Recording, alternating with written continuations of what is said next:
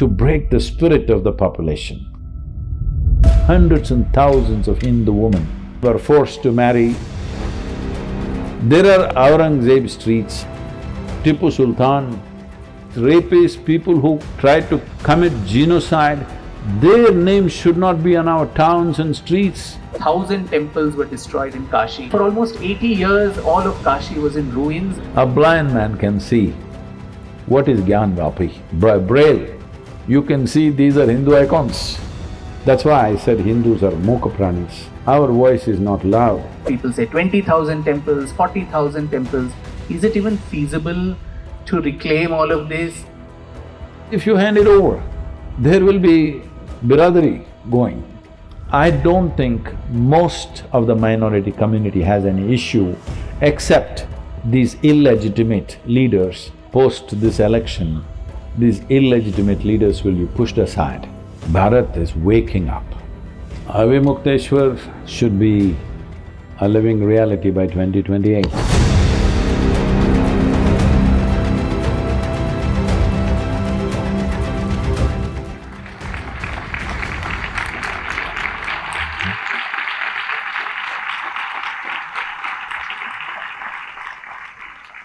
For starters, I'd like to ask you that how do you see a book like this and why is it important in a Bharat today, a Bharat that has just witnessed a once-in-a-lifetime Pran Pratishtha of Ram Lalla at Ayodhya after 500 years of struggle and strife. And a lot of our critics, and I'm sure we have lots and lots of them, you more, me less, of various shapes, sizes and colors in both India and outside. There are no critics, there are abusers. Yes, I was just being kind to them. Who would probably dub, a venture like this as a majoritarian agenda, Hindu chauvinism, revivalism. So is it that for you, or are works like this going to the very heart, the nub, the essence of touching what is our civilizational identity as Bharatiyas? See, a successful invader not only takes the geography of land, it's very important for him that he takes the geography of the mind. To take the mental scape or the mental geography, it's very important to write history in such a way that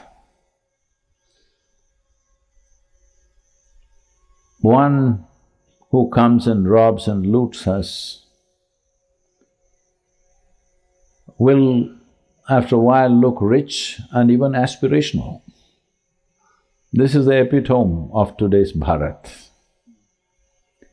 that people who looted, raped and robbed us, they have become aspirational to us.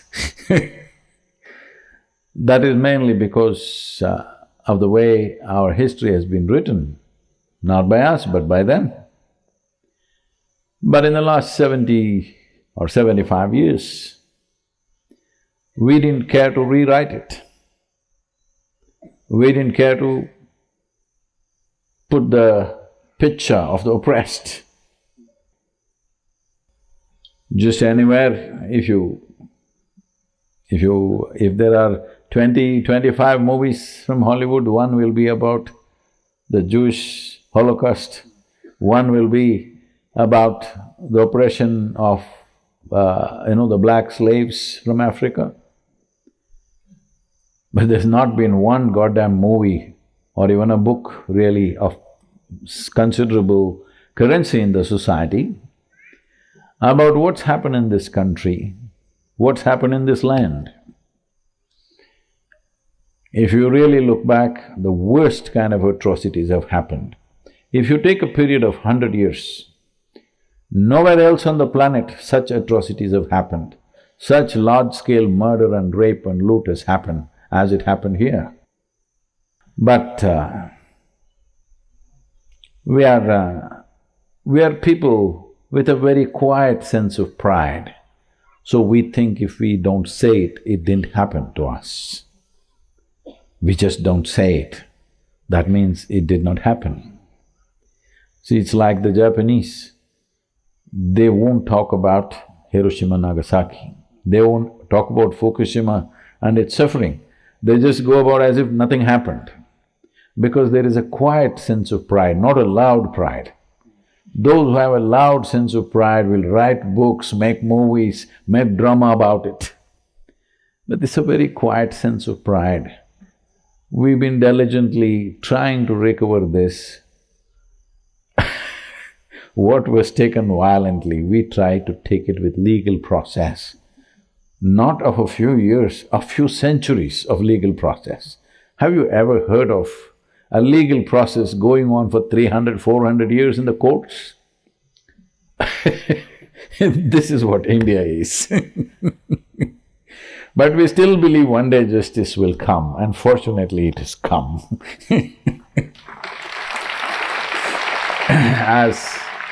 As ridiculous as it is, it's also I deeply appreciate it also. What kind of people are these? For 550 years they've been going to courts run by various kinds of people, from Islamic courts to British courts to Indian courts. The same case, about the same temple. What kind of people will do this? There are times they could have violently taken it back, but no, they went to court. Still we are in court. One has been successful, others looking little better, but this is a civilization which is relevant not just for the people who live here. This is a civilization which is relevant to every human being on the planet. Because this is the only inclusive civilization. I'm not saying all Indians are full of love, they're ready to embrace you tomorrow morning. No, individual people are who they are. But there is no place on the planet where there is a scriptural guidance for you to be inclusive. Everywhere, scriptural guidances are always about exclusivity. This is the only civilization where almost all our scriptures are talking about embracing the humanity. Not only humanity, embracing all life forms. There is no such place on the planet. To make it a reality in this nation and in the world, I think is the important task that we have for the generation which is here today, that an inclusive way of living, that it doesn't matter who you are, how you look, what you believe, what you don't believe, what you eat, what you don't eat, is not my business. Whichever way you are, you're okay with me. I'm excited about the differences. I'm not seeing how to make you like myself, I'm seeing how to embrace you, from which angle will you fit into my life. So, this is very important because the future generations will not, with the technologies at least, if not out of realization, at least the technologies have obliterated many boundaries. Technology has, by itself, has brought some sense of yoga into people's lives. Because the word yoga means union or a conscious obliteration of individual boundaries. In many ways, technology has done this to us. An obliteration of individual boundaries, social boundaries, national boundaries are obliterated because of technology, and this is the best time because if you look back on this civilization, this is the only civilization which approached human well-being in a scientific manner, in a logically correct manner. This is why the land is full of debate, endless debate. It's a fantastic thing that it's also worked against our well-being and interests, because when we were being looted and raped, we still debated. Unfortunately. But we got into the habit of debating so much that whatever happened, we debated. So sometimes it's been tragic, these debates, but it's fantastic that even the most cruel things that happen to us, we are willing to debate, not simply fight all the time. So, this is where we are, and at this time, people like you who writing history with facts, fortunately because the ladies may not like it, but it's his story, you know. Because we must understand, in Old English, him was not just a man, he was not just a man, it was human being, was a he. So even here in India, Purusha does not mean just a man, it means the human beings. Then further division happens of Stri and Purusha, but generally Purusha means a human being. So similarly, man meant just that. Woman means a man with a womb. So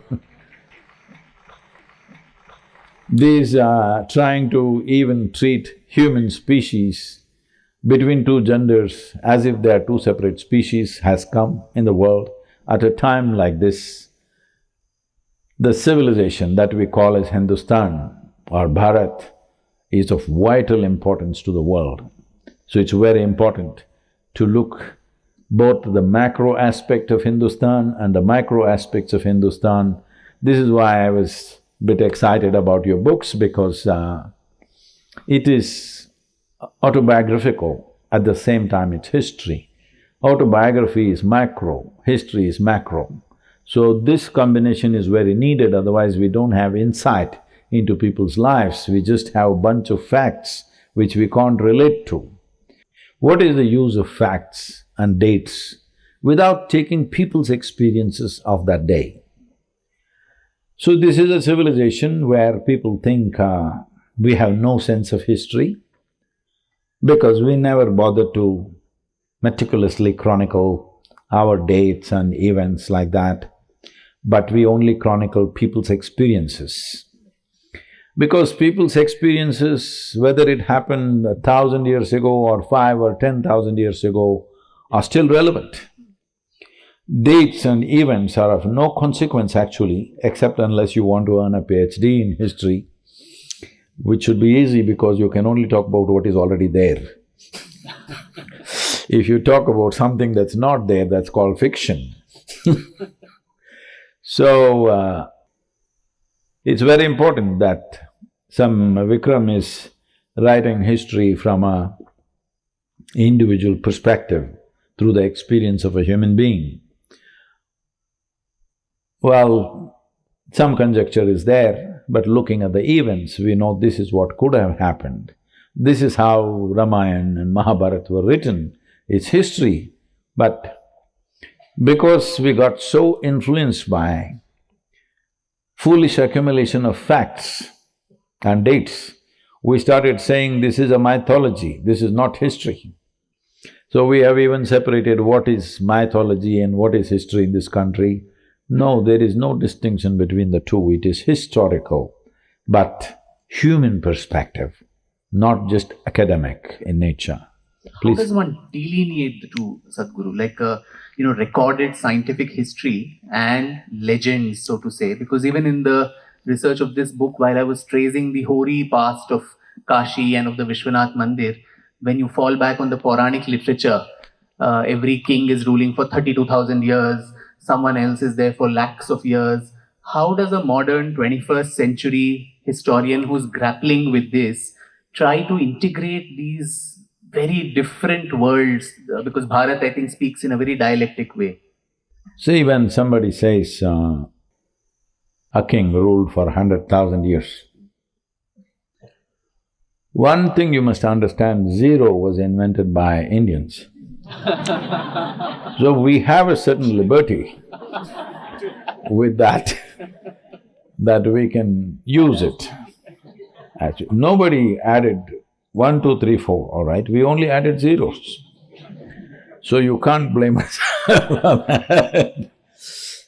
But you must understand it in this way. Either that historian who wrote that he ruled for 100,000 years is a sponsored historian, or they loved the king so much, they did not know how to praise him. So they said he ruled forever or he ruled for 100,000 years. So depending on the number of zeros, you must understand that's how much love and praise that they had for him.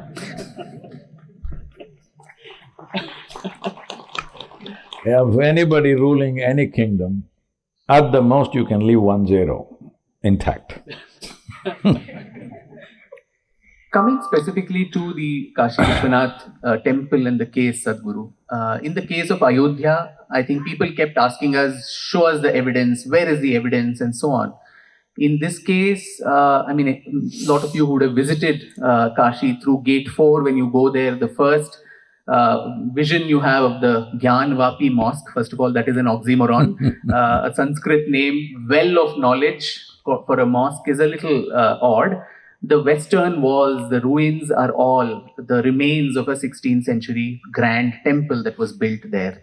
And despite that, as you mentioned, we've gone through the peaceful route. Cases have been going on for 200, 250 years in this case, unlike Ayodhya. Probably we like to argue in the court. They're two argumentative Indians that we are. And now we have dumped them. They kept asking, where is the evidence? Now we have dumped them with 800 pages of Archaeological Survey of India's report that just came out last month or so, which details every little bit. So how much evidence is sufficient for those opposing the temple to actually say, we will agree? Does Aurangzeb need to come out of his tomb and say, yes, I did demolish it, and that is only when they will accept this? See, most of the temple demolitions that happened, they always had a historian with them. Because in their mind, they wanted to be remembered as people who demolished this temple and demolished or destroyed idolatry and established whatever they think is the highest form of religion. So they wanted to be remembered as those people who destroyed these temples. So the proof today doesn't mean anything because they themselves have written very proudly that I destroyed this temple. And for example, in Mathura, the man who is writing down says, "This is the greatest building I've ever seen in my life. So elaborate, so magnificently done. This cannot be the work of a man's hand. There is a divine hand in this." But they proceed to demolish.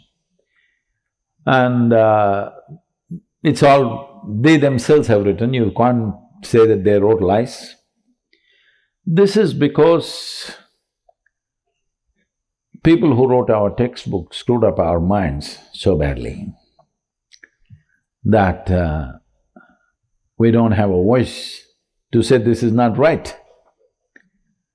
And unfortunately, our legal system, political system, and education systems, very key three aspects of this nation, were taken over by those people for first 50, 60 years. And because of that, our own minds are like this somewhere. I've taken some time to turn my mind upside down, otherwise my school, college mind, though I barely went there, still it had influence on me because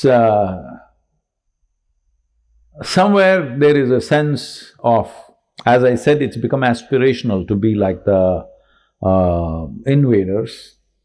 There is also a sense of shame to be the victim. So we don't want to be identified with that. If possible, we would like to change the color of our skin, not me, but a whole lot of people.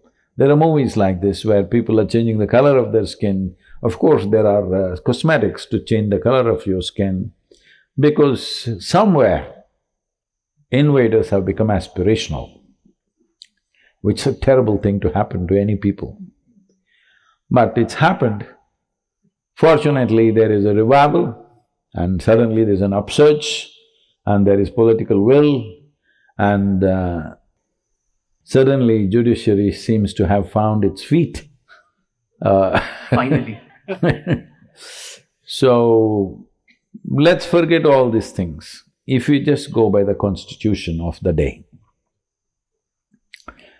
which itself has some aspects because nobody ever can write a perfect book about anything. It's okay because you're a book writer, I'm saying. Completely agreed to that. Nobody can ever write a perfect book. This is the dilemma of any book that you write. If you read it over 1,000 times, you will see still it's either this must go, that must come, that must go, this must come. Endlessly it will go on unless somebody else, an editor says, either you give it to me tomorrow or you're done. That's true. This is the nature of the book. So constitution also, even Ambedkar did not claim it's a perfect constitution.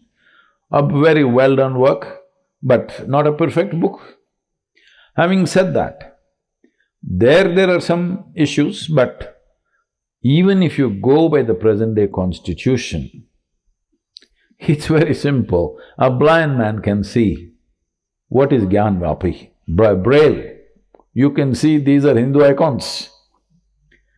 It doesn't take anyone eyes to see it, but it takes 60, 70 years of legal process for the wise judges to see. And Hope we don't stand for contempt of court here. That is a scary proposition. no, contempt of court is only if I say something about the present-day judges. I'm talking about The past. the hoary past.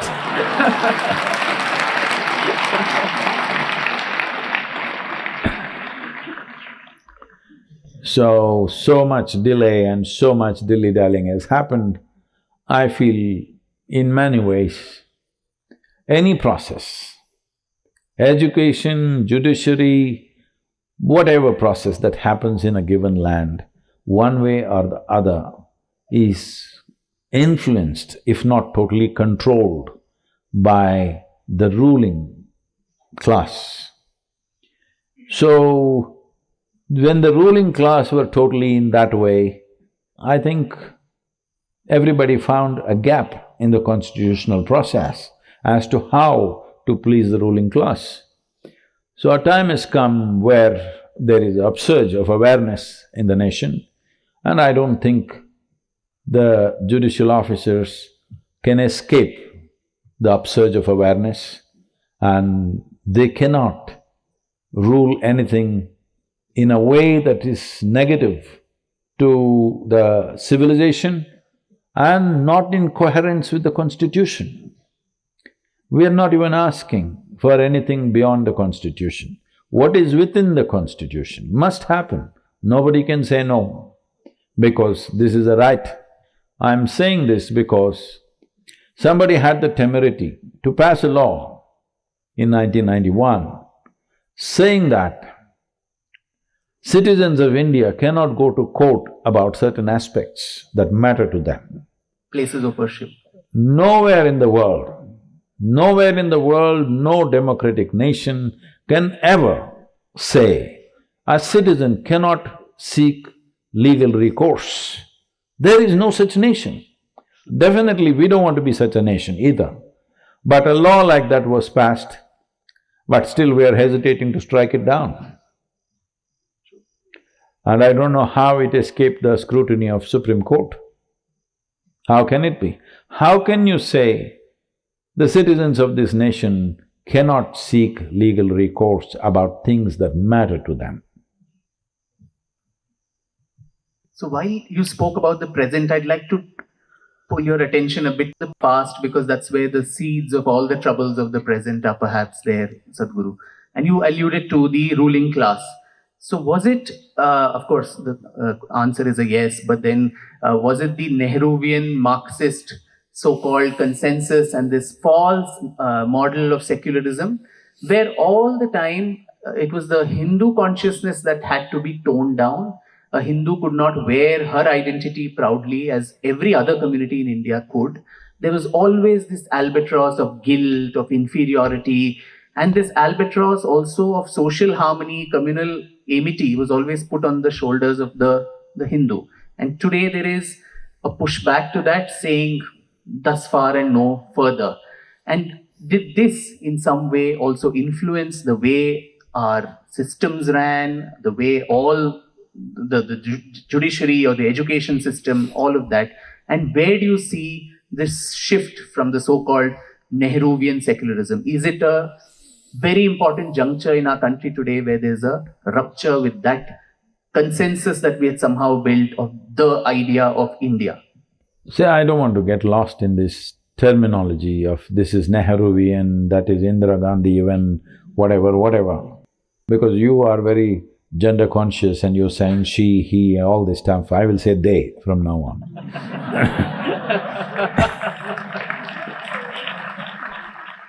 So, why I'm saying this is, it's not that we have no regard or respect for women, absolutely.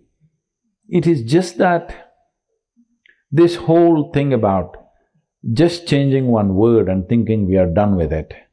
There is so much that needs to be done, but once you change one word, it looks like it's done. It's not done, all right? In any given society, whether they don't like it or they don't like it, it's very important that to create a level playing field for both genders. This itself may be a crime that I'm saying both, that I'm saying there are only two. This may be a crime in today's world, but anyway, to give a level playing field for all human beings, of whatever kind they are, ladies, gentlemen, and those who have not made up your minds.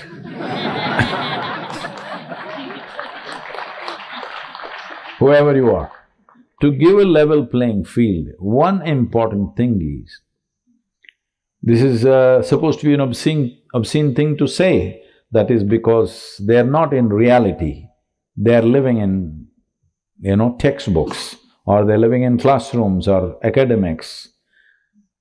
Without protecting women, without giving a certain amount of protection in the law and in the society, nowhere will there be level playing field.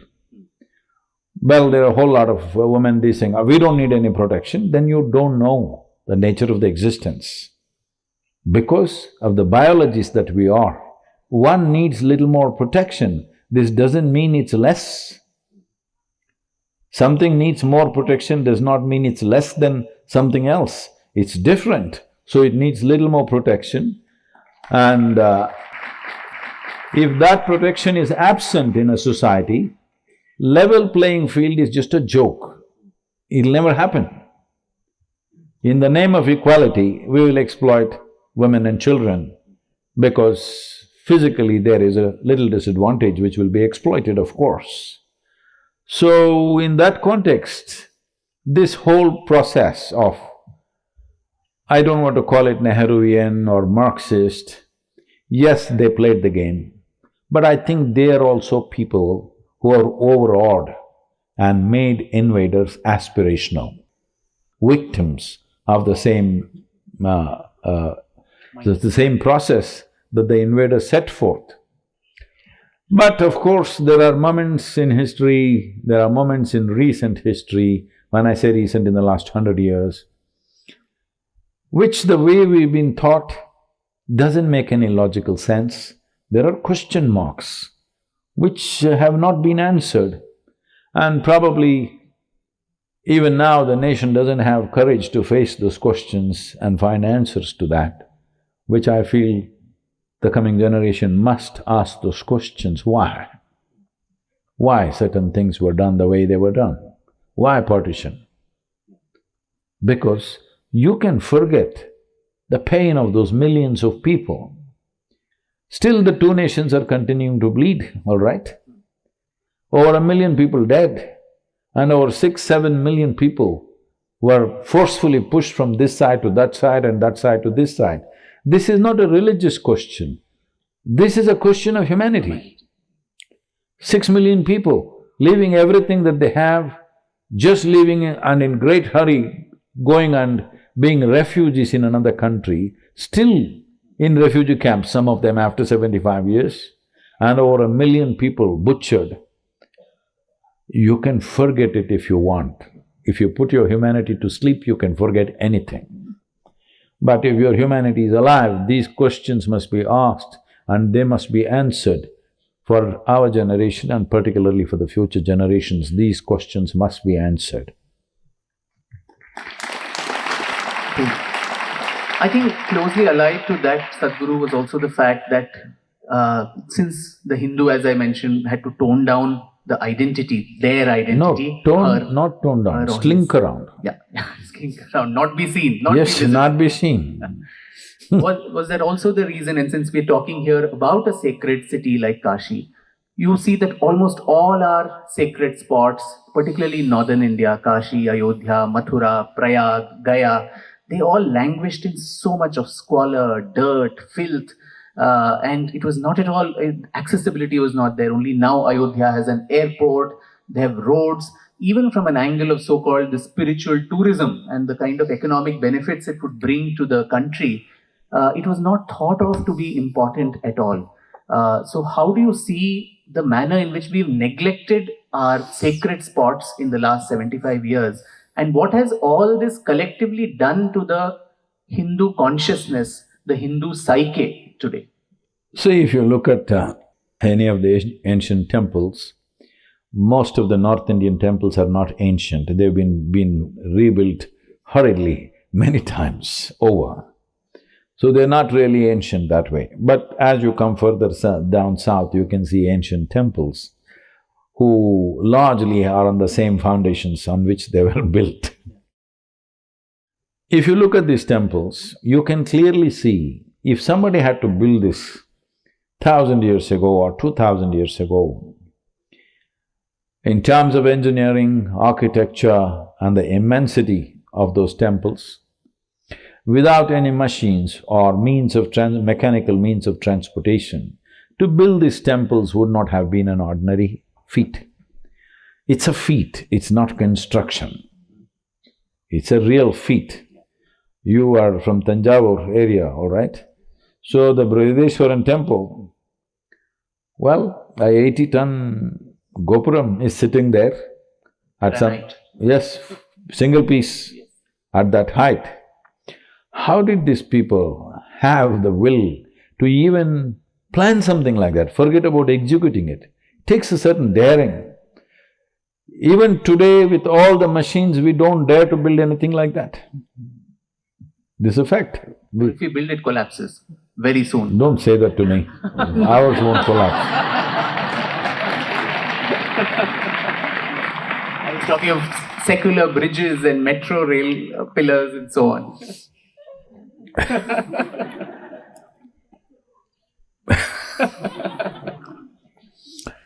So when they built such great temples, obviously they would have created an ambience of proper roads, approaches and gardens and few hundred acres of land around it.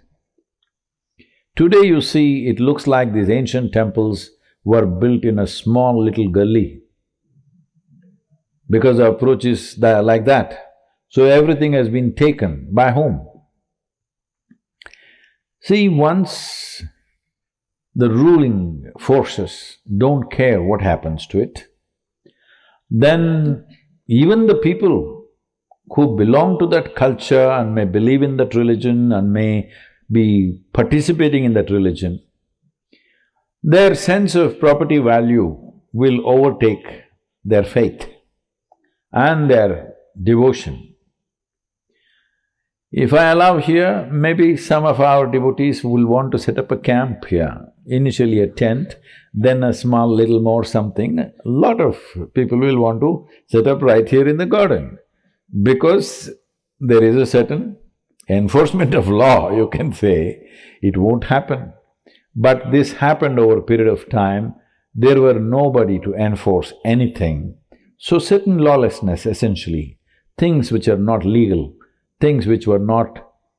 People take somebody else's property, whether it belongs to a man, woman, child or God, they will take it because these compulsions are there in human beings.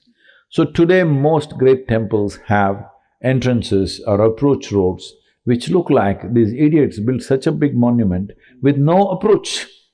Who is that idiot who planned this? This is what you would think, but that's not how they planned. That's what we have done over a period of time.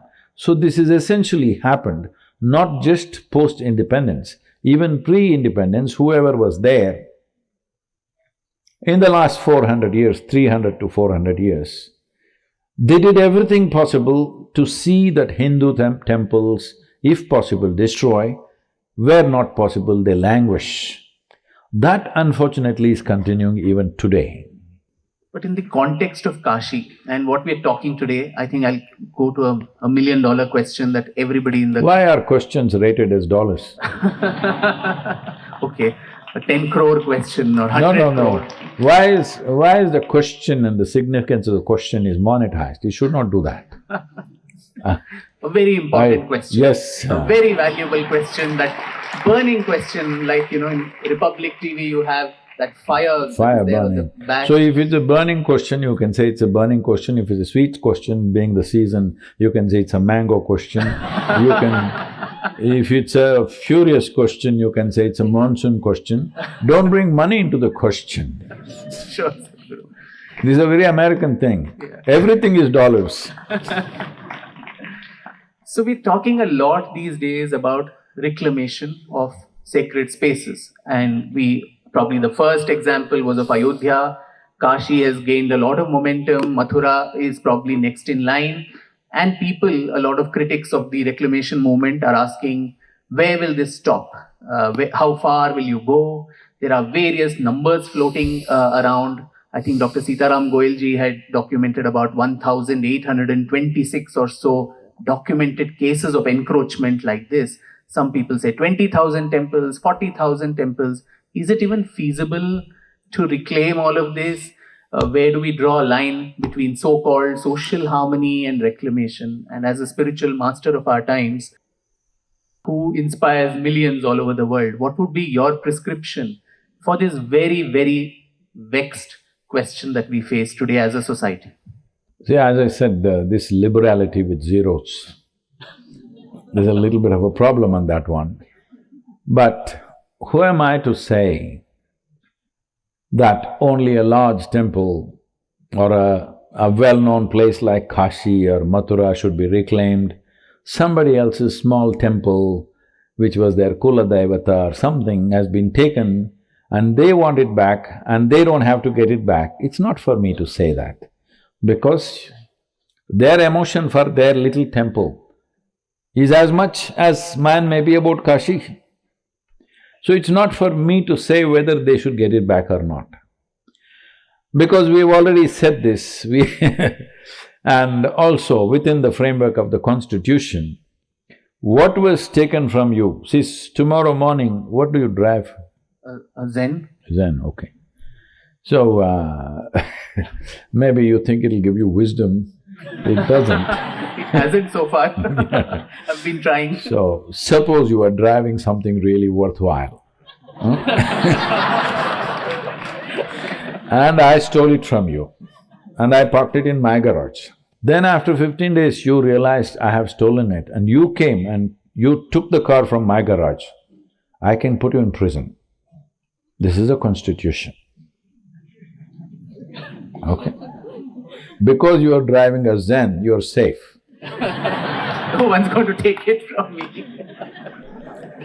20 years ago, somebody would have taken. Not now.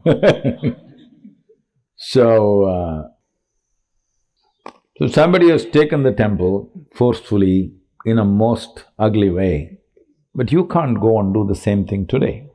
You can only go through legal recourse.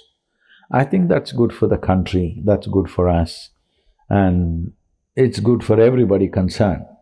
But wherever you have abundant proof that it's been forcefully taken, if the people who in some way connected to the temple want it back, they should have it back, if there is abundant proof and it can pass the legal scrutiny.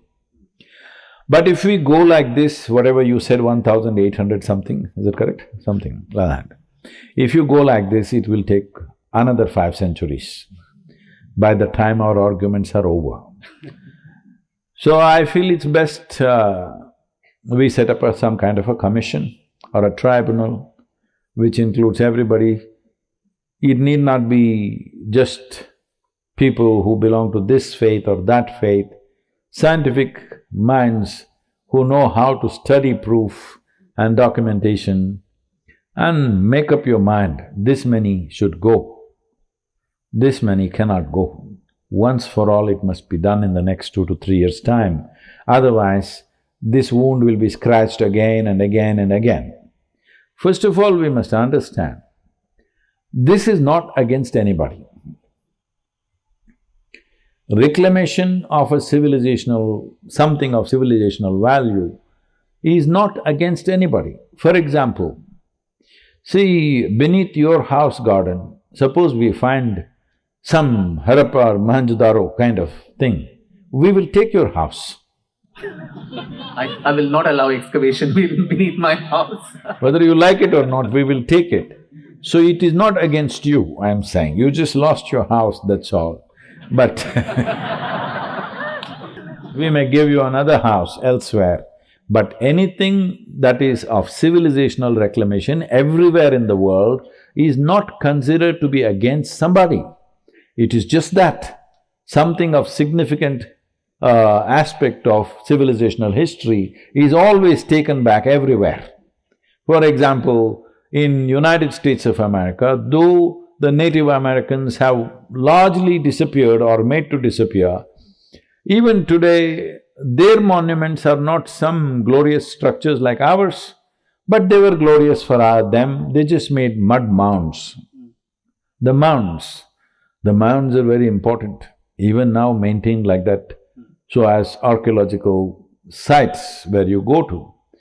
So as a part of my, Native American journey, I went to 17 Native American nations on my motorcycle during the COVID time. I made use of the virus effectively, otherwise I would have never been able to go. I've been wanting to do this for quite some time, but my schedule, the day I arrive in United States till the day I leave, there'll be schedule. But this virus from China gave me freedom. It brought so many things into my life. It brought the Native American tour, and I started painting for the first time in my life, and One of the few people who have been praising the virus's positive yes, effects. I'm thankful to the one virus that, it's a terrible thing to say, over 6 million people died unfortunately, but it made me explore many things. It made me very resilient in terms of my, immunity, because I did a few things at that time which is still carrying me on. For almost 4 years, I went without a single day of a cough or a cold or a temperature, because I did a few things at that time, which I would have never done with the kind of crazy schedules I'm always put into. So, people say you have to see a silver lining. It was more than a lining for me. And when I went there, what I saw was, now we go into a monument, a Native American monument, like a Hokia or the Snake Mound. When you go there, you being an Indian person, you're thinking, they're also called Indians, so wherever I went, some of the chiefs say, we Indians. I said, no, see, I'm the real Indian, You were a mistake. So, being an Indian person, your idea of a monument is there'll be a huge temple or a pyramid or something massive. But it's just a small mound on the earth. This is a sacred mound going here and there. Where is the monument? Where is the monument? It's just a mound. But this is the nature of civilizational aspects, because it's important to preserve human history and what human footprint for these thousands of years, because we are in many ways a consequence of what's happened in these thousands of years.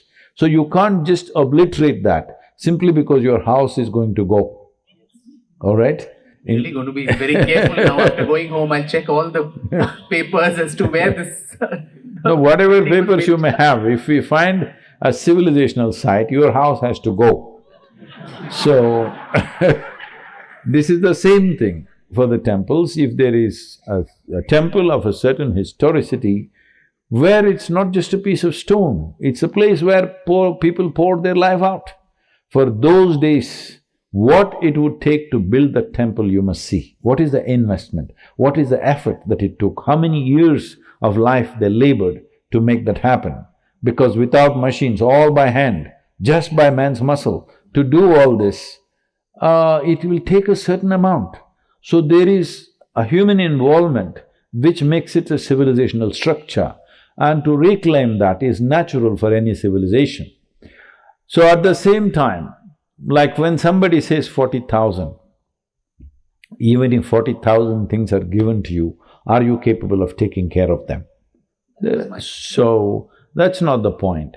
So the point is where it matters for people a lot, where it is there in people's memory and there is substantial evidence, there is scientific data to show definitely this happened, then this should all happen in one shot rather than dragging through the courts one by one, so that the nation does not have to go through this confusion because there are illegitimate leaders.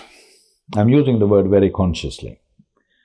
Normally they would say self-serving leaders, but they're illegitimate because their leadership is illegitimate. They're leaders for the wrong reasons.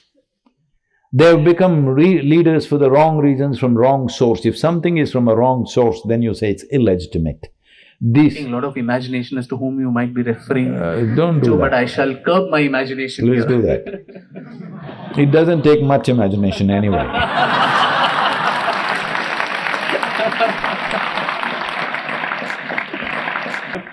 So, they are trying to create this fear-mongering among communities and say, oh, you're whatever, this is against your community, this is happening, that's happening. As maybe you have also recorded and many others have recorded that even in the early stages of Ayodhya, post-47 I'm talking about, the Muslim community was ready to hand it over.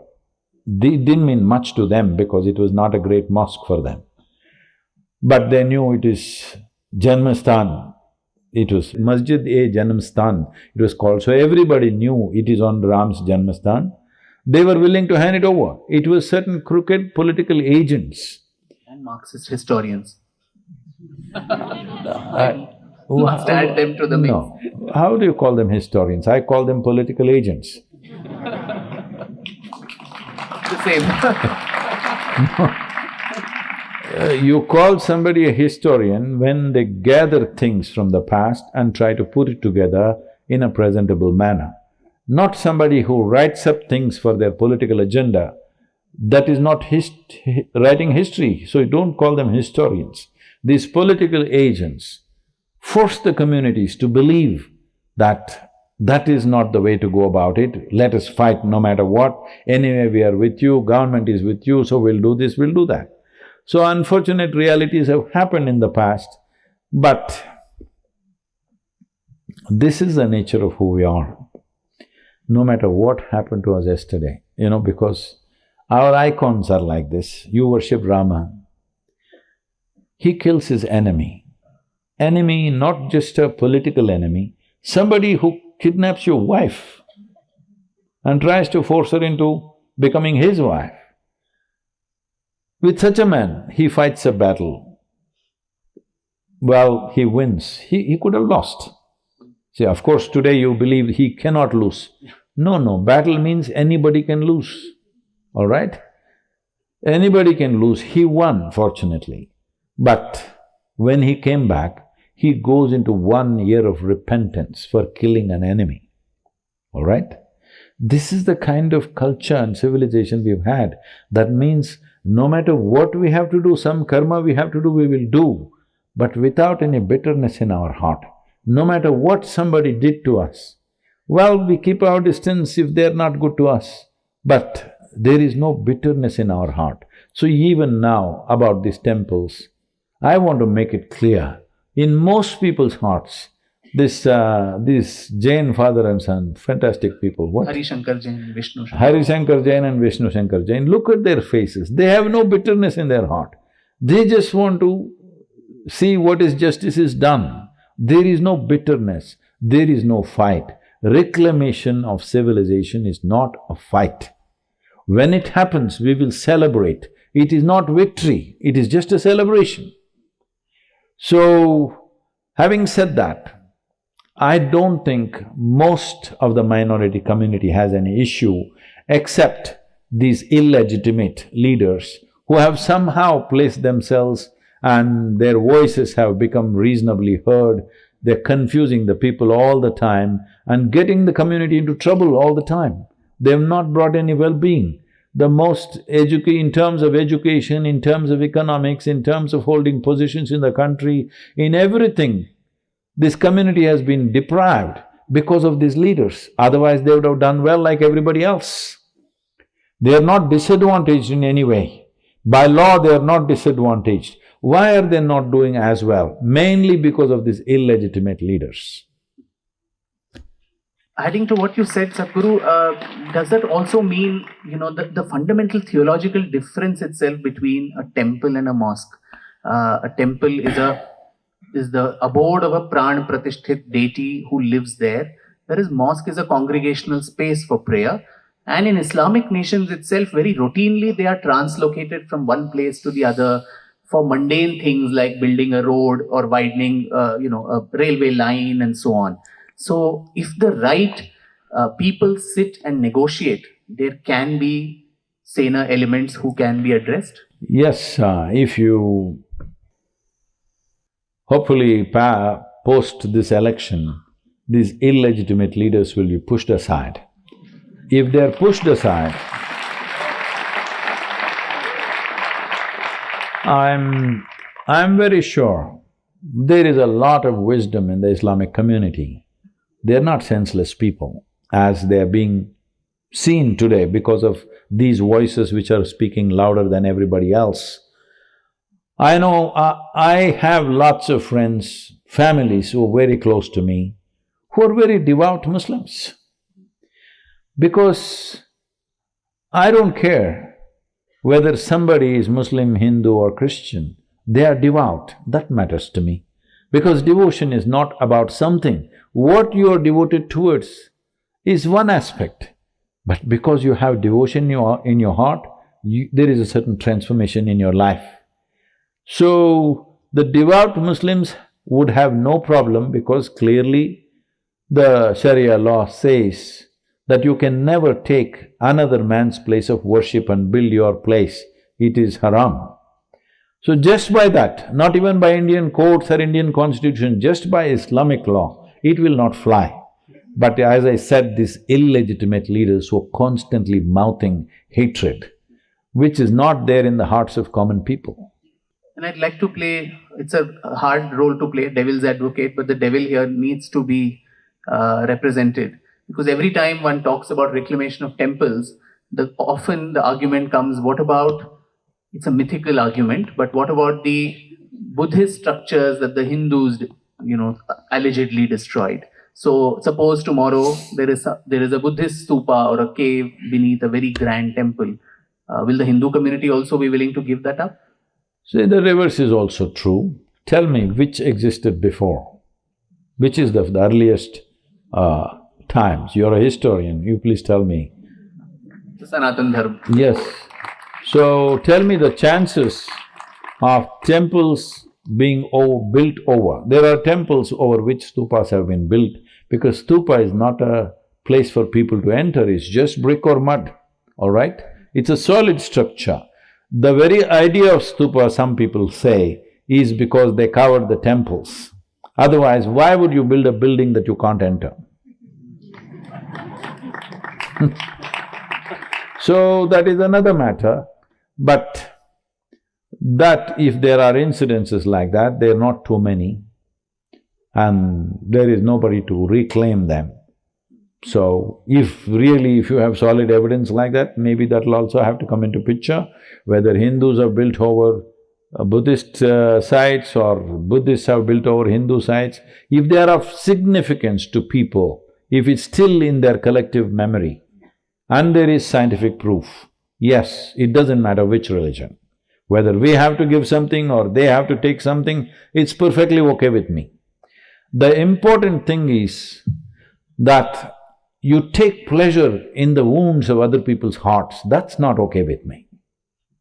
The question that you, I think, alluded to in your earlier answer, we can reclaim them. Then what happens after that? Because then if it goes to the government control… No, this is what I was about to say. We'd rather let it be the real reclamation that needs to happen is not just Kashi, Mathura, thousands, if not 100,000s of temples which are in the hands of the government, run by government clerks who are not necessarily devotees. See, without a god there can be a temple, but without a devotee there is no temple. Let's understand this.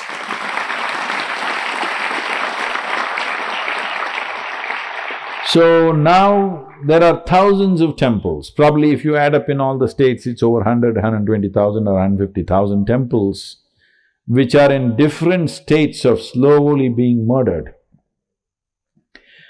When I say murdered, if there is a temple here and the person inside who's in charge is not a devotee of the deity, it's murder. It's happening. Once that person who stands there doesn't have… their hearts don't beat for that deity, there is no meaning in that temple. So we have done this, so that reclamation needs to happen. We are seeing how to do this. There are so many ad hoc legislations which have happened in various states.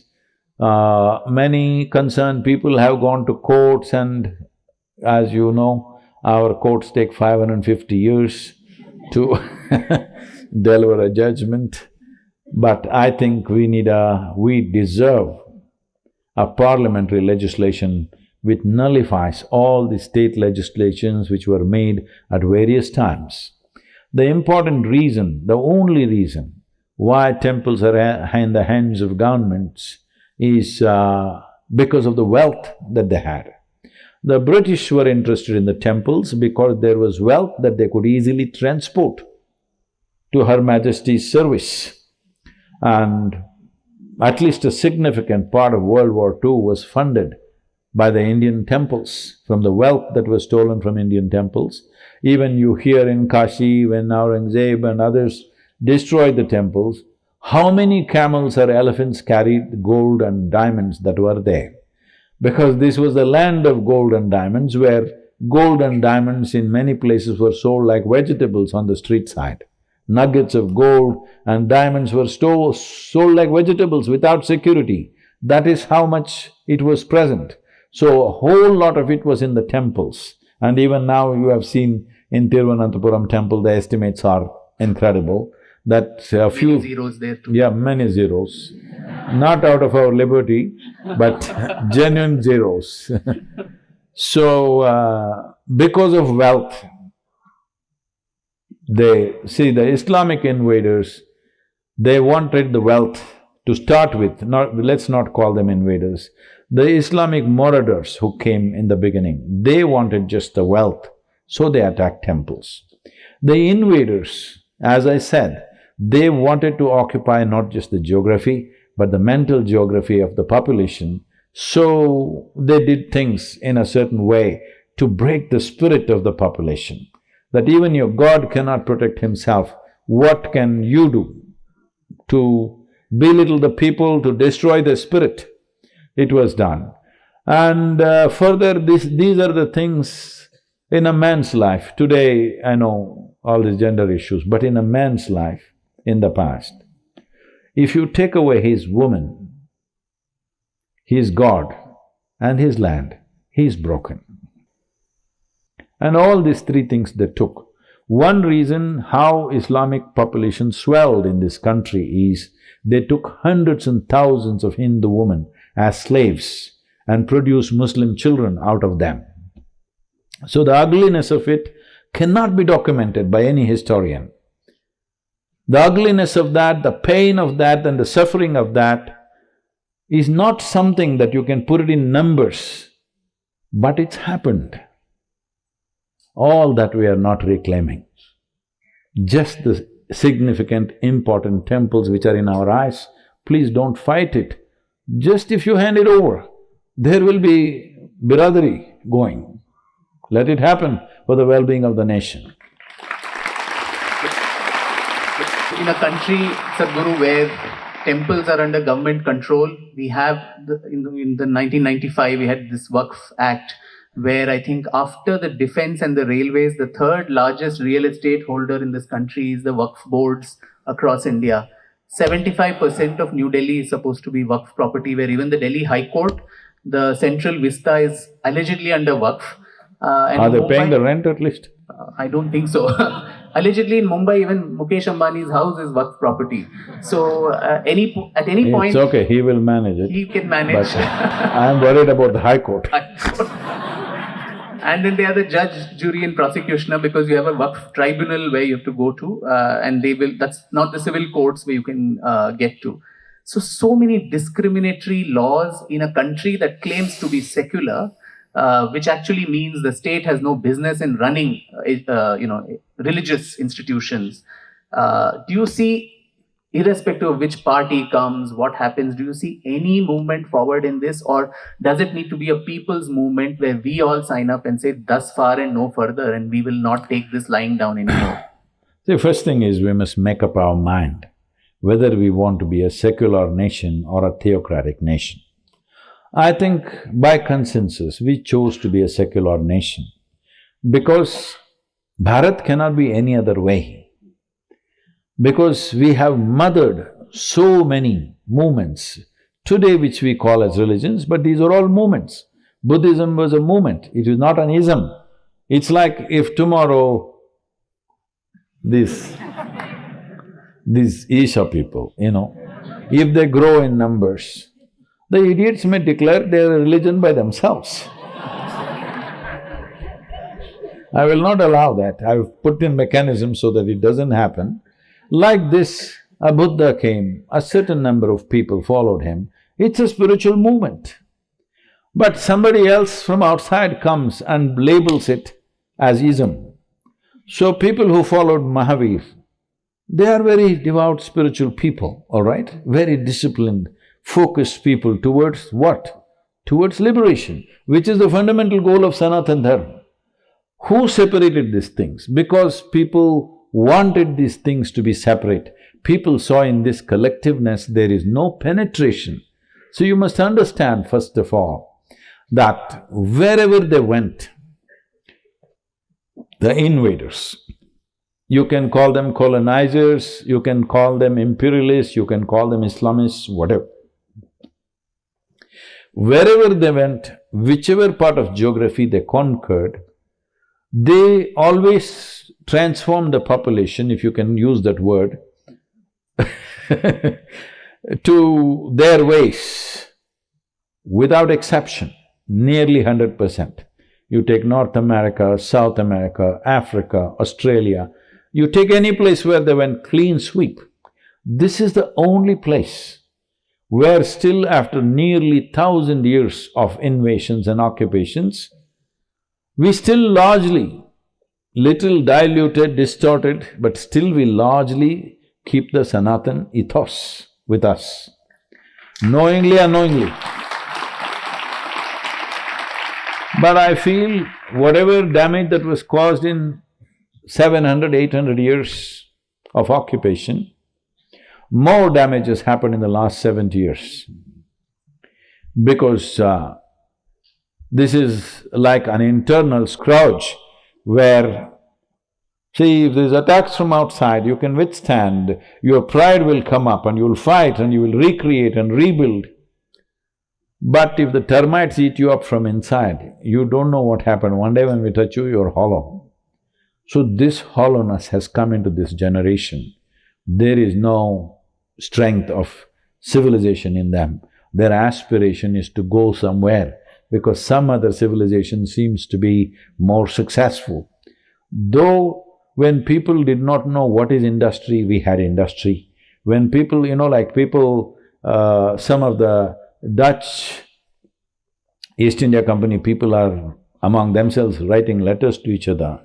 They are saying that if you want to learn anything about business, you must go to Gujarat in India, These people have made a science out of trade and business. Since then, so it's Since not then, new now. not new. So I'm saying whether it's business or trade or mathematics or astronomy or music or spiritual process or philosophy or simply thought process, the profoundness of this culture was such, invaders who came, initially they slaughtered and destroyed things, but later on they were overwhelmed by the profoundness of what was happening here. So even their sword stopped halfway. It did not go all the way, because that is the reason why still 80% of the population is Hindu in this country, because even the cannons and swords of invaders stopped looking at the profoundness of understanding of thought, music, astronomy and various sciences, including in business and industry. And as everyone knows today, this was not known when we were growing up. We never knew that 225 years ago we were the largest economy on the planet. When we were 16, 17, we were all wanting to go to America. Yes, genuinely. And nobody told us, just 200 years ago we were the largest economy, biggest industrial nation on the planet. 33% of the world's exports were from India. Nobody told us anything like this, because nowhere in our goddamn textbooks these things were written. Do you foresee, Sadhguru, a Hindu reawakening happening? Or is the Hindu society in such stupor, it's almost in coma, that you're so oblivious, ignorance is bliss, and not at all being aware to all the dangers that geopolitically, strategically, religiously, in other ways surround us? We're just in our own high philosophy, not being awake to the realities that world presents to all of us. Is that resurgence possible? I don't think a real resurgence is happening yet, but Bharat is waking up. Still goo in our eyes. We are awake, but still goo in our eyes, we are still rubbing our eyes, we can't believe. Yes, people of my generation still can't believe that actually this is all true. Even for me, it took some time to understand this is true, because I was more left than anybody.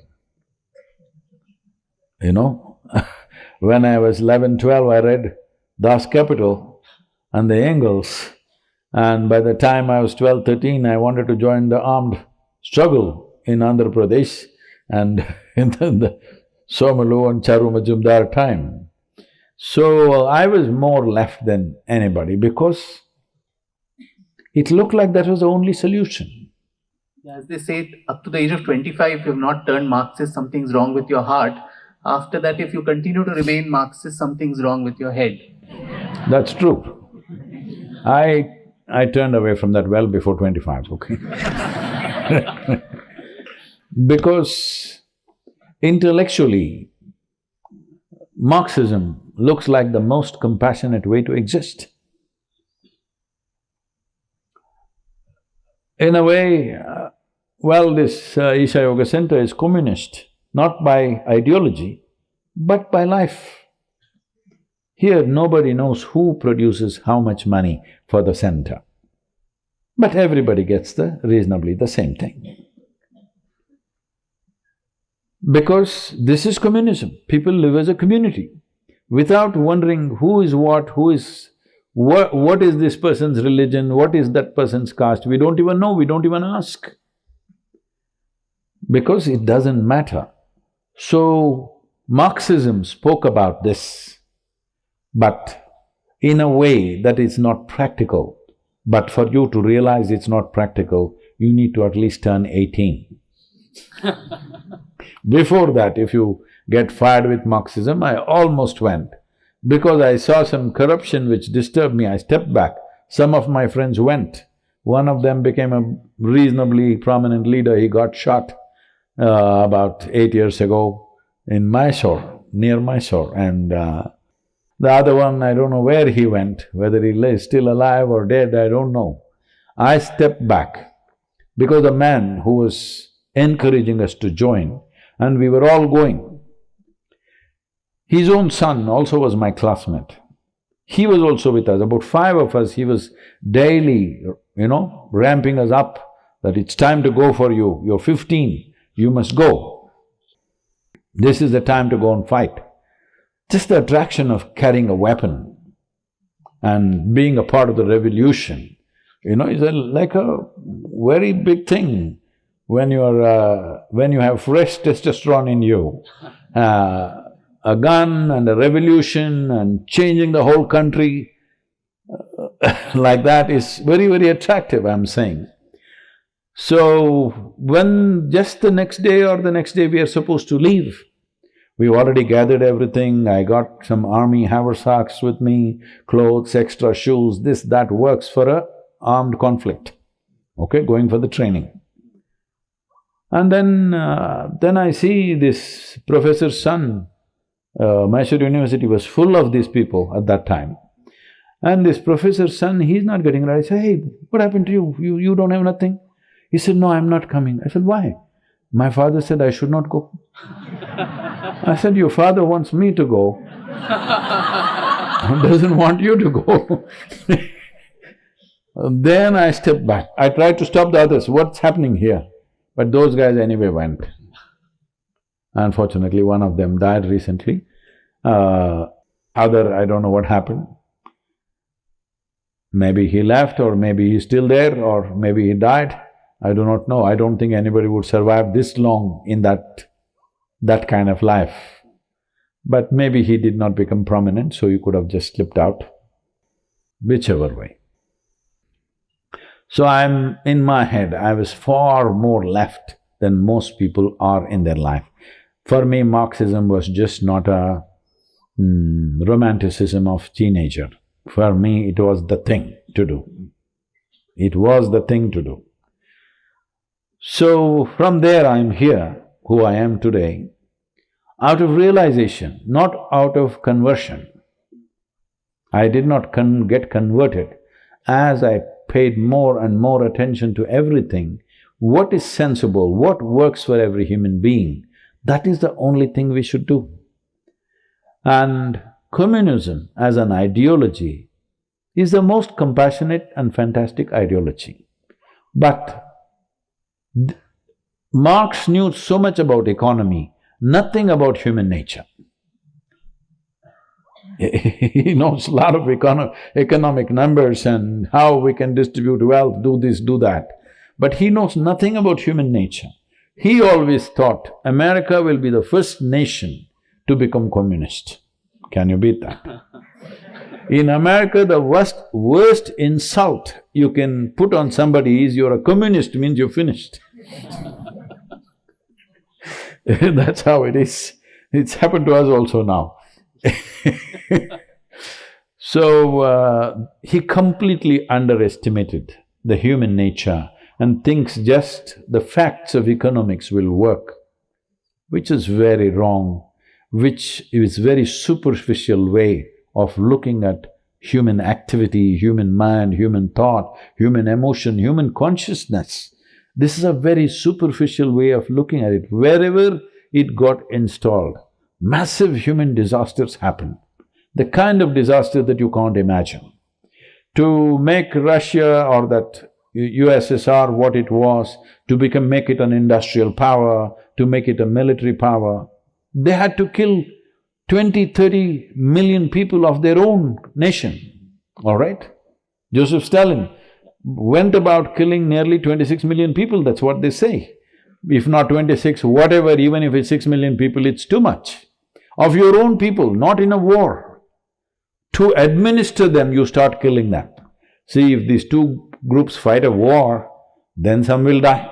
That is the nature of war. But in administration, if I have to kill 26 million people, obviously I'm a lousy administrator. I know nothing about the people. I know nothing about the needs of the people. I know nothing about the aspirations of the people. I know nothing about how to do anything. Only then I'll have to kill 26 million people to administer my own people. So is that Hindu awakening you're seeing happening in the near future? How long do you think that will take? I have no problem with the word Hindu, but because in the world's perception, there is a certain issue because people… It's like if you say yoga, people think you're tying up in knots. Whatever you try to tell them, it's union, it is this, it is that. Yoga, okay. You have to look like a leftover noodle. So, similarly, Hindu means Hinduism. Oh, you worship cow, snake. Worldwide it is spread because that's the kind of books that were written, everything done. So, instead of using the word Hindu, I would use the word Sanatan is better because Sanatan means eternal. Nothing can be eternal unless it's all-inclusive. Nothing in the universe can ever be considered eternal or near eternal, let's say, without it being all-inclusive. Unless it breeds the creation, it cannot be eternal. A philosophy cannot be eternal. A belief system cannot be eternal. An ideology cannot be eternal. Only that which is in tune with creation can be eternal as creation is, at least. So, when we say Sanatan, we are talking about an eternal dharma. Does not mean a religion. Unfortunately, this word has gotten around like this. Dharma does not mean religion, dharma means the law, an eternal law. How you arrive at eternal laws? By observation, not by imagination, not by dogma, but by observation and realization, you come to in alignment with creation. Only that can be Sanatan. So, that is the essence of who we are. That's not been conveyed to most of the Hindu population, unfortunately. They think lot of Hindus talking about, we have our own book. We did not fall out of a book, you know. We made many books, thousands of them. Well, when Khilji guy, what's his name? Bakhtiyar Khilji came, in one university, the Nalanda University, he burnt… it's estimated that he burnt 9 million books 500, 600 years ago, 9 million books. Nowhere on the planet there were 9 million books anywhere. And they burnt for 6 months. That's what they say. Some people say it's 12 months, you're saying 6 months. It doesn't matter. There was no petroleum, so it is possible it took 6 months or 12 months. More than that, they burnt over, they say 8 to 10,000 monks because most of them could recite one book by themselves. So they thought books will live within you, so they burnt them also alive. So, the incredible thing is, the modern day Bharat names that region as Bakhtiyarpur. So this is one thing we must do. Vikram, you must write a book on this. There are Aurangzeb streets, Aurangabads, there are over 60 Aurangabads. There is Bakhtiyarpur, there are Qutub Minar, the man who desecrated both Hindu and Jain temples and built a monument out of that. There is, of course, Tipu Sultan. Most terrible things were done. Over 400,000 Hindus were converted to Islam by force by Tipu Sultan just in the Malabar region. Men were slaughtered, they say, in a chronicle written by, approved by his own son. That means it's genuine. They proudly claim he killed a minimum of 10,000 Hindus. And men were killed, women were forced to marry on the same day of their husband's death. If they did not agree, hot iron was put into their privates. This is the way things were done. And I have nothing against Islamic rulers because that's our history. We allowed them to come and it happened. Kings who ruled benevolently, you want to put their name, is fine. But murderers, rapists, people who tried to commit genocide and desecrated hundreds of temples, their names should not be on our towns and streets. So recently somebody invited me to their house because of some pilots were meeting, you know. They said, Sadhguru, you must come, you're a licensed pilot, you must be there, they will love it, just 10 minutes you come and go. I said, okay, give me the address, I will come. Then they gave me the address and it said Tughlaq Road. I said, I'm not coming. So you must understand, not because he's Islamic king, because of what he's done. Even if a Hindu king or a Christian like Robert Clive Street means I won't go. I said, you take a spray paint and paint that street board black, then I will come, otherwise I'm not coming to your house. Shamelessly you're living on that street, I will not walk into that street. Because why don't we have Adolf Hitler Nagar? Why don't we do this? Why don't we have Idi Amin Nagar or Puram? Why don't we? We don't do that. People who displayed extraordinary sense of cruelty to other human beings, whoever they were, we don't eulogize them. But today in this country, there are hundreds of towns, villages and cities and streets named after these people. I'm sure you can recount better. I am not good at numbers, names and dates. Sadhguru, in our state, Karnataka, there's also Tipu Jayanti. Forget towns, we are also celebrating his birth. Tipu Jayanti, there was a Tipu Express. One of the worst tyrants. Even converted dead Kurgis, not only those living, Yes. but even the corpses were The Kurgs have taken, we think Kurgs took the worst of the brunt. That's not a fact. It felt that way because the Kurgs fought. In other places, there were no fighting men, they just took it without so much resistance, so it's not so well recorded. Kurgs really fought, but 70,000 Kurgis were killed. If you fight a battle and you get killed, considering those times, it was the order of the day, it's all right. It's all right if somebody comes and slaughters you in a battle. But it's not all right when you line up civilians and slaughter them and rape the women and slaughter the men, rape the women, slaughter the men. What is that? People who did that, their names should not be flying on towns and streets and circles, in our country, but unfortunately it is. I hope the future elected leaders of this nation have enough wisdom to change that. But what is this, perverse mindset that actually hyphenates today's communities to these people? What makes those illegitimate leaders think that, today's communities actually will be appeased by whitewashing the crimes of these genociders? And why do today's communities valorize them? No, I don't think today's communities valorize them. As I said, illegitimate leaders are there. In every way they're ill-gotten. So these people are doing this because they've kept the community as a rule uneducated, uninformed, because that is their only capital. If they come out, educate themselves in normal ways and get to economic well-being, they will not listen to these leaders. So they know that very well. They know social engineering very well because they have done this for hundreds of years. They have been doing this successfully till now. We need to change that if we are interested in the well-being of that community and the nation. High time they did inner engineering instead of social engineering. Now you'll get me into trouble.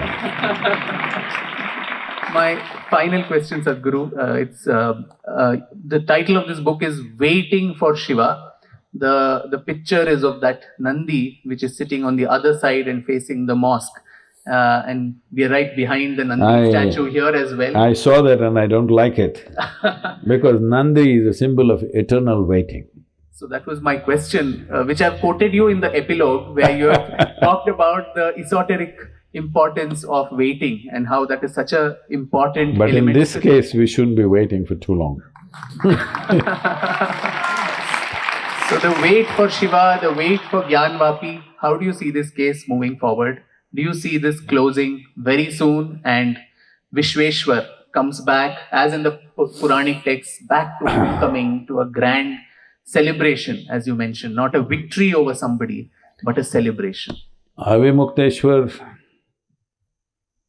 should be a living reality by 2028. It is done. It is done.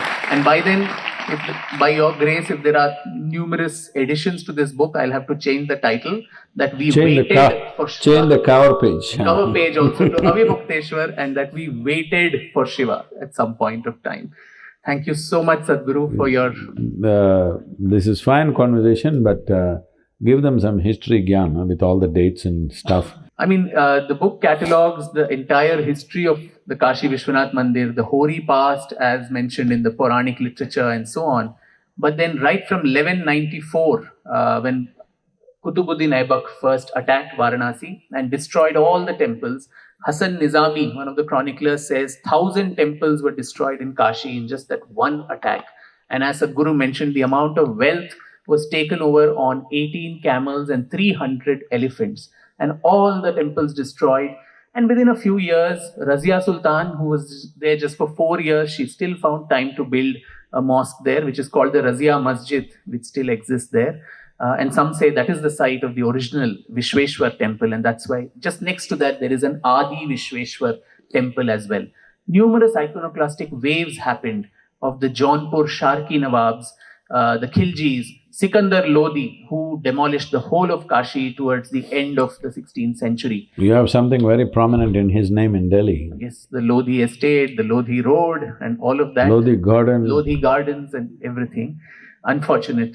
And for almost 80 years, all of Kashi was in ruins, and that was when… Now, on the one hand, there is this depressing tale of destruction, and I wouldn't want to limit the discourse to that, because as the destructions were happening, the other story which is of importance is of resurgence, is of resilience, is of courage that we showed, our ancestors showed. Now, barely 10, 15 years after Qutbuddin Aibak's destruction, in 1212, you had a Bengal ruler, Vishwarupa of the Sena dynasty, coming to Varanasi, and right in the heart of the city, he erects a pillar, a Vijay's thumb, saying, this city belongs to Vishweshwar. It was literally marking the, mark there. And today, all these… I appreciate his intent, but a pillar will not replace a temple. No, at that time, it was the height of the Delhi Sultanate, Sadhguru, so he could not obviously build a grand temple, but at least there was that sense of reclamation. And more important, and there too the Gujaratis… No, I'm saying this, in today's times, we should not go and put one stone and say, this is Avimukteshwar. We want the whole thing.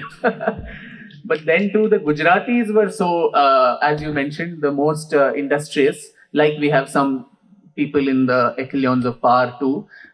So you had a Gujarati businessman called Seth Vastupal, who in 1240, 1250 gave 1 lakh rupees in those days to rebuild this grand temple. And today we talk so much, all these illegitimate leaders whom you have sparred with also, who talk of a north-south divide, South India is different, North India is different. For Kashi and its consciousness to be regained, the whole of India's heart, Bharat's heart, bled. From Karnataka, you had a Hoysala ruler called Veera Narasimha, who donated an entire village called Hebbade, so that the proceeds of the revenue that came from that village could be paid by the pilgrims who had to pay jizya tax. For you to go to your own temple or your sacred spot, you had to pay a tax to the Delhi Sultanate. And he says in an inscription that all this… Even now we have to pay tax. Yes, I was just thinking that as I come from a state which pays that tax to any temple which has revenue more than 1 crore. So there was the Hoysala ruler. So north, south, east, west, nobody thought this is Uttar Pradesh, this has nothing to do with my culture, my language. They were these common, aspects of civilizational importance. And that is what defines a nation. For all people who tell we were not even a nation, it was the British who gave us a sense of nationhood. What is a nation? This common sense of shared emotional attachment to important symbols and markers of our civilization. That is what marked this nation. And in that we find an astonishing convergence over the centuries. There were Maharashtrian Brahmins who went all the way to Kashi, caused a resurgence, and that's how one of them, Narayan Bhatt, got the temple reconstructed in 1580 when Akbar was the king, slightly more tolerant than the rest of them. I think his work was one of the most important landmarks. Yes, Sadhguru. Narayan Bhatt wrote Tristhali Setu, in which he in detail explained the importance of Kashi and its Mahatmyam. And this temple became so grand. That was the grand Ashtamandap temple to Vishweshwar, which even on news channels you see the map that James Prinsep in the 18th century developed. This was the temple that he had established in 1580. And that lasted barely for 60, 70 years. And 1669 was when Aurangzeb got that destroyed. But even after that, there were continuous attempts to reclaim, especially by the Marathas, who had started gaining so much of political power by then. Chhatrapati Shivaji Maharaj was alive when Vishwanath Mandir was destroyed. And it is said that his mother, Mata Jijabai, had told him that if you are man enough, the goal of your life should be the reclamation of the Kashi Vishwanath temple. And that was an unending stream of thought in the Maratha Samrajya. So right in the book I also mention about the letters of Baji Rao Peshwa, of Nana Sahib Peshwa, several others negotiating with the Mughals, then the Awadh Nawabs, and then the British East India Company too, saying, give us back our sacred spots. So those of us who think this case is only something that started now, it has political roots. No, for 1,000 years our ancestors did not give up on this. Shrines fell, shrines rose, but the Hindus of Bharat never gave up, or the Sanatanis of Bharat never gave up on several of these sacred spots, particularly Kashi Vishwanath. And no wonder then in 1778 or so, it was a Maratha queen, Devi Ahilyabai Holkar, who got another little innocuous looking mandir constructed, and that is the temple that we go to and worship today. And the other interesting part is in 1836, you had Maharaja Ranjit Singh, the Sikh Maharaja, who gold-plated the shikharas of that which you see today. Today, people are trying to create divisions between the Hindus and Sikhs, saying these are different communities, there's a separate Khalistan movement. But the greatest ruler of Punjab, revered Vishwanath, went there and prayed. It is said that when he defeated the Afghan ruler Durrani, he also asked for the doorway of the Somnath Mandir that Mahmud Ghazni had destroyed 800 years ago.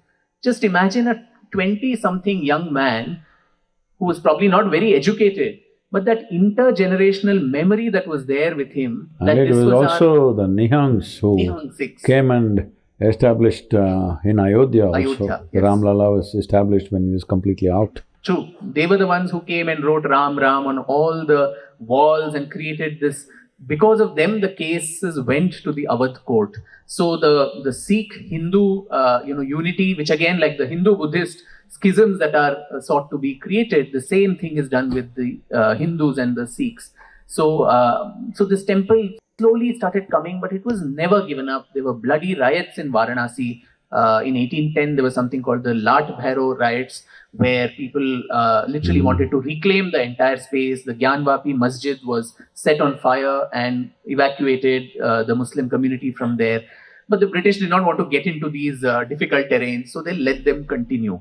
But since then, court cases on silliest of things, this people tree is mine, no, the branches are coming to our territory, the leaves are falling here. For all this, I think the British must have been tearing their hair saying, what is it that these two communities are constantly fighting for? But the subtext is that it was something so important in our consciousness, and that we have forgotten today. So for everyone who asks, what is the need for this? We have so many more temples everywhere. No, in the Hindu idea or Hindu imagination, Sanatani imagination, once a temple, always a temple. I think the Pran Pratishthit deity that is there as a living form there, a living being, whom we offer Nitya Puja as we would do to a human being, unless you do a Vidhivat Visarjan, that energy is not gone from that space. So we need to reclaim that. It is an important enough, civilizational project. And as Sadhguru mentioned, it is not against anybody. I think it should be as much a revered spot for the Muslims, Christians, Sikhs, Jains, Buddhists, Parsis, everyone of India, as it is for the Hindus of India. So this case too, and since independence, there have been numerous cases going on. In 1991, this case was filed in the name of Adi Vishweshwar. So deity is a living entity. So he files a case as the plaintiff, saying, this is my house, I want the entire thing for me and my devotees. Now that case unfortunately got stuck in Indian courts for 22 years, and it's only now in December 2023 that the Allahabad High Court fast-tracked it, saying by June it should be disposed of this year. But alongside, you had the Jain duo whom Sadhguru mentioned, Hari Shankar Jain ji and Vishnu Shankar Jain, who facing innumerable intimidations, threats, and all kinds of odds, which I document. You feel so miserable. There were attempts made to kill them. There were allurements, lots of things that they faced. No support of any government, any organization, single-handedly, and for all practical purposes, they are a minority community too, the Jains. So they fighting for one of Hindu temples is really a testament. And Hari Shankar ji very jokingly said the 2021 case was actually filed in the name of Ma Shringar Gauri. So, and that gathered momentum very fast. And he said, Vishweshwar is a yogi, Adi yogi, Samadhi, he's always sitting in Samadhi, he doesn't care whether he's found in the Vazu Khana, he's found whether there's a temple or not. But Ma is not like that. She would not let her husband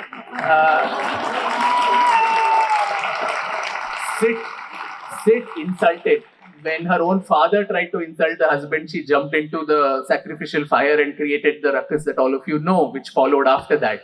So here also, it was only after the case was filed by these people in the name of Ma Shringar Gauri, quickly the thing started moving. There was an advocate commissioner survey that happened, and then the ASI survey. So in the book, there's the entire legal history. It makes for fascinating reading, where at every case, all kinds of things said to derail it, saying no, this was not a temple. This was actually Akbar's Din-e-Ilahi structure. No, this was Dara Shikoh's Sanskrit school. Everything except Vishwanath Mandir.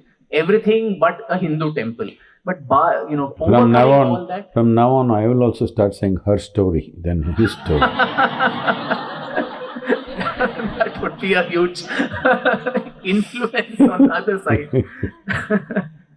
And as you all know, in 2022… Because I believe in doing what works. It's always safe. It's not safe, it must work, otherwise what's the use of action? That is why Sadhguru what is the use of any action that we do if it doesn't work? Yeah. Now that is why after meeting you last time, the first course I did, of course after inner engineering, was Linga Bhairavi Sadhana. I thought that is more important. Then we will go to Jnana Linga later. So as part of this survey, as you know, they say, in the book I detail how these people in both parties go to that Gyanvapi site, and there is this Vazu Khana, the place where, Vazu is a place where people go and do ablutions, wash your dirty feet and rinse your mouth before prayers. And the Jains, they wanted that place surveyed too. Now, a lot of, protests against that by the masjid committee saying, no, you can't go there. They knew there was something wrong there. And they tried to put all kinds of obstructions, saying, no, there are fish in that pond, and if you remove the water, the fish will die. Now, unfortunately for them, the Jains were more vegetarian than all of them, and they said, we have a lot of concern for these unfortunate fish. So with some oxygen cylinder brought there and all that, the fish survived, and as that water kept coming, the levels kept coming down, you had that shivling structure that came out. And like I began, I believe everybody, Har Har Mahadev is how they all greeted it. Now that too was disparaged, saying, this is a fountain. There was a drill on the top that was put. There's no suction mechanism. There is no fountain mechanism there. So I think that what Sadhguru mentioned, this whole reconciliation, it needs to happen. It's a two-way street. Every relationship, every friendship, everything is a two-way street. Both communities need to come now, than halfway. If we say reconciliation, it looks like there was a fight and then we're reconciling now. As I said earlier, you can check it out if you want. Most of the Muslim community doesn't care about these things because their own Sharia law says, you can't do this. It is a handful of leaders who of course they have a few hot-blooded people around them. If this is in some way properly conveyed to the entire nation, I think it's not reconciliation, it's only reclamation of civilizational aspects. So even if Mughals are also part of history, if there are some aspects which are important of history created by them and it's occupied by somebody who may be a Hindu, by his faith, it must be taken back, I'm saying. The question is not of religion, the question is of civilization. And the devotees are not… See, the devotees are not really religious, it's just that their heart is brimming with humanity. This can easily be… when somebody's heart is on fire, you can very easily make them violent.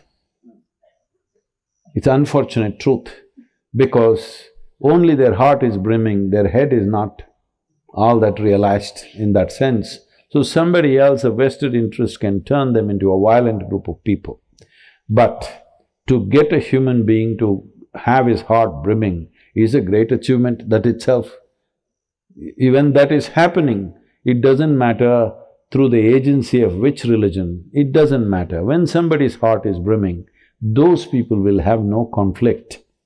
It is just those people whose hearts are rotten and their head is full of this kind of self-significance kind of process, they're doing those things. And well, by nature, certain religions may be, the dogma of the religion may be saying certain things which are completely not right in the sense… See, when people broke these temples or dominated these or put taxes or took the wealth away as the British did, either they considered you as slaves or as kafirs. You are an infidel or you are a slave. Both don't deserve much. If you consider somebody a slave, you don't believe they deserve much. If they're infidel, then also you don't think they deserve much. That attitude has to be taken out of certain dogma which may be there, which is there rather, but still I don't think that is in the hearts of most of the people who follow Islam as a religion. It is not, because across the Arabic world when I travel, there is no such thing, it's just a handful of people. But those handful of people have a very loud voice. That's why I said Hindus are mukha pranis. Though we are 80%, our voice is not loud. So, as when you asked, is there a resurgence? No resurgence yet, but they're waking up, but still goo in their eyes, they need to clean that. And then they have to clear their throat. Morning is an Indian ritual. Then their voice should become clear enough so that the universality of Sanatana reverberates across the globe. This is not mine versus yours, this is about humanity. Wonderful.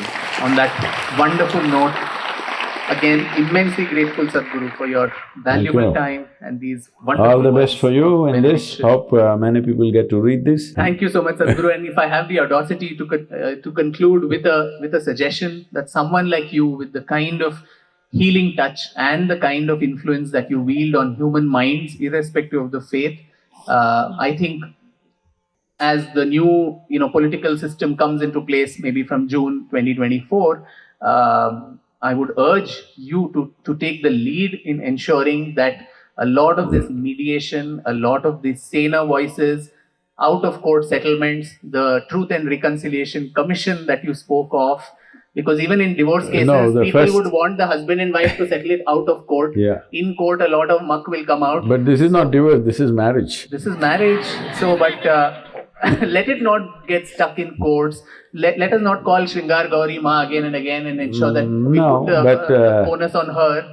But the important thing is, the new occupiers of the temple are the government itself. That's another battle to fight. So if they are not willing to do that, definitely their hearts are not in this either. So we need to make them see that if we have decided to be a secular nation, which is our wish, that we want to be a secular nation, then government should have no business in anybody's places of worship, anybody's. Thank you, Sadhguru. Thank you, everyone. All the best for you. Thank you.